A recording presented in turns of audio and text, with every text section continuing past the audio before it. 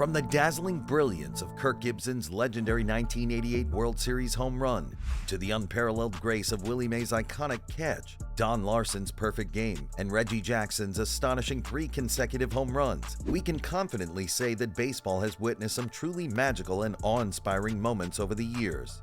Indeed, we all live for these moments of pure magic, and they are part of what brings the fun and color to this beautiful game we love so much.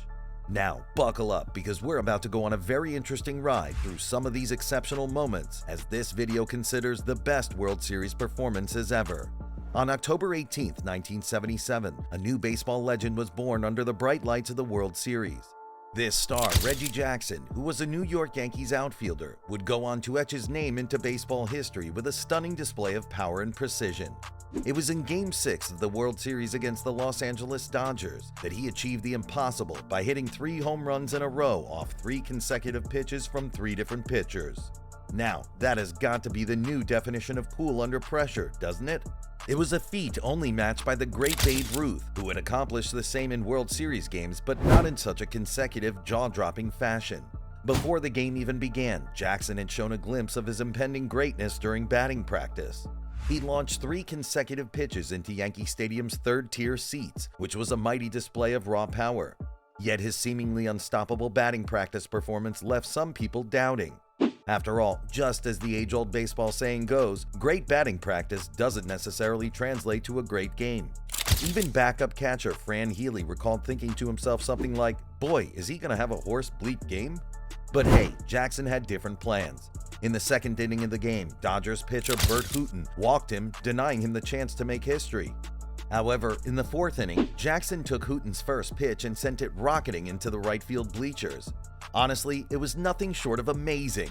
A line drive that seemed capable of crossing state lines and piercing the side of a battleship, according to Los Angeles Times reporter Jim Murray, but that's not all. The 5th inning brought another opportunity, and Jackson seized it. With 2 outs and 2 on, reliever Elias Soso delivered the first pitch, and once again Jackson launched it into the bleachers, making it his 2nd consecutive home run. Then, in the 8th inning, the spotlight was firmly on Jackson as he stepped up to face pitcher Charlie Huff's diving knuckleball. With grace and power, he smashed it 450 feet into the center field bleachers. It was a booming Jack Nicklaus-type tee shot, the kind of home run that haunts pitchers' nightmares. Indeed, Jackson's 3rd homer not only electrified the stadium, but also placed the Yankees in the lead with a score of 8-3. The atmosphere in the stadium was electric, with fans so fervent that Jackson had to grab a batting helmet to shield himself from the cherry bombs and firecrackers hurled onto the field. It was just a scene to behold. When the game ended, the field was overrun by jubilant fans. Reggie Jackson had become an instant hero, earning him the enduring moniker Mr. October. And what other name could have been more suitable for this legend who made an indelible mark in the game's history?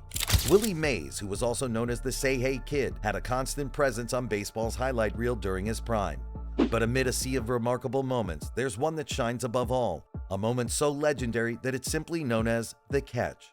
The date was September 29, 1954, and it was Game 1 of the 1954 World Series, pitting Mays' New York Giants against the Cleveland Indians. This game was tied at 2-2 in the 8th inning, with runners on 1st and 2nd.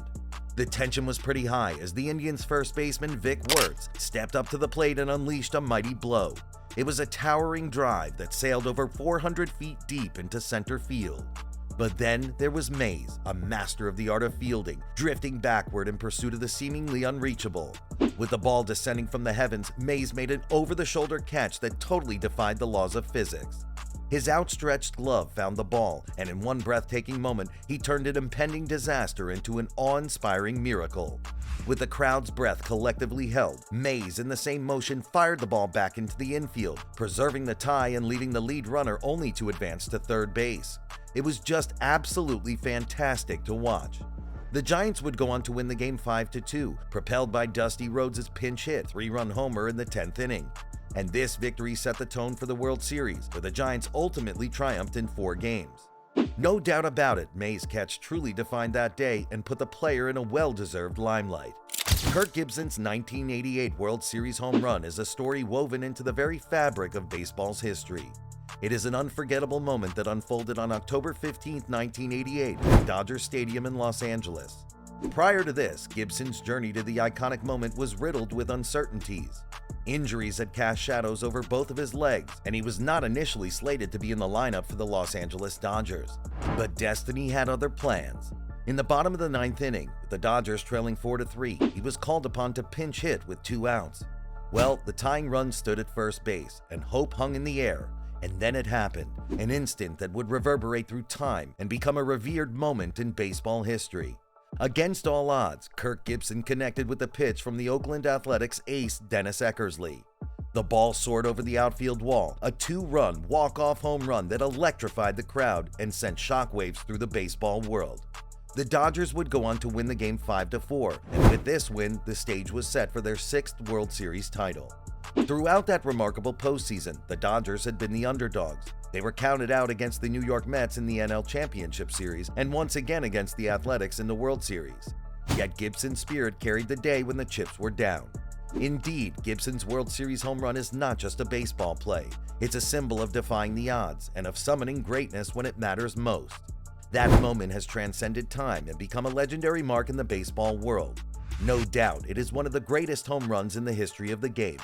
The images associated with that iconic home run, which has Gibson pumping his fist while rounding the bases, are without a doubt etched into our collective memory till today. Plus, Gibson's feat was voted the greatest moment in LA sports history in a 1995 poll. Moreover, this electrifying player's remarkable performance that year culminated in him being named the 1988 NL Most Valuable Player. No doubt, Game 6 of the 1993 series was an absolute showdown. It was a high-stakes rematch between 2 formidable starters, Terry Mulholland and Dave Stewart, who would each leave their mark on the game. Well, the Toronto Blue Jays struck first, with the bottom of the first inning becoming a canvas for their artistry. Paul Molitor led the charge with a triple, igniting the scoreboard with a run. Joe Carter followed up with a sacrifice fly, and Roberto Alomar added an RBI single, painting a 3-0 lead for the Blue Jays. Their dominance continued in the 5th inning as Molitor delivered a solo home run, stretching the lead to 5-1. But just when it seemed the outcome was already sealed, Philadelphia roared back in the 7th inning with a flurry of 5 runs, stunning the crowd and seizing a 6-5 lead.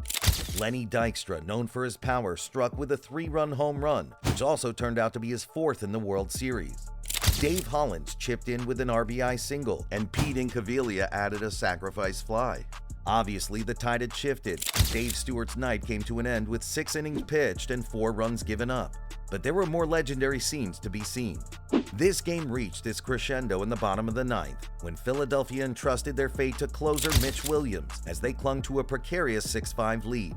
And well, the inning opened with a walk to the fleet-footed Rickey Henderson. While trying to counter Henderson's speed, Williams opted for a slide-step pitching style, which was a tactic he had never employed before in his career. And people say that this unorthodox move may have reduced the velocity of Williams's pitches. The walk to Henderson was followed by a flyout from Devon White. Paul Molitor then singled, and then the tension was obviously ratcheting up. It was at this moment that the unforgettable scene played out. With 2 strikes against him, Joe Carter connected with an inside pitch, launching it just over the left field fence. The ball soared, and with it, the hearts of Toronto fans. It was a 3-run walk-off home run, a stroke of brilliance that delivered an astounding come-from-behind to victory at 8-6 for the Blue Jays.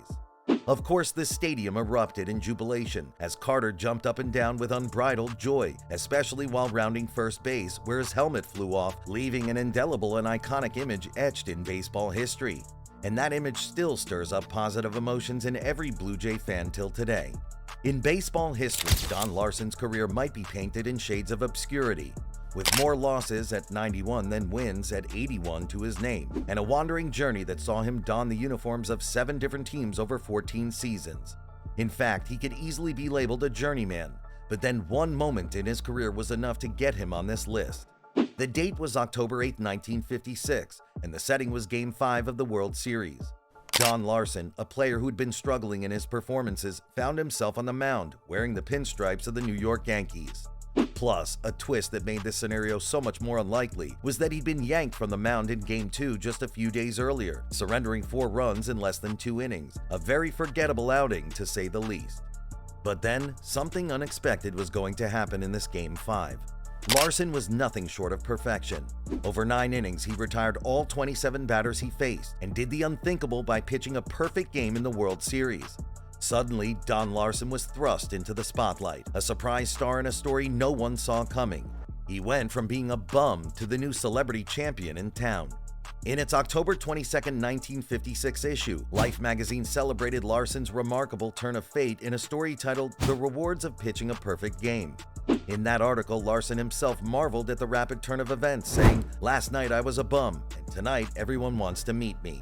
Additionally, in a 1996 interview with Sports Illustrated, looking back on that unforgettable moment 40 years later, Don Larsen mused, "People said I didn't do enough in my career. Maybe they're right, but I had one great day. Oh, and it was a truly great day."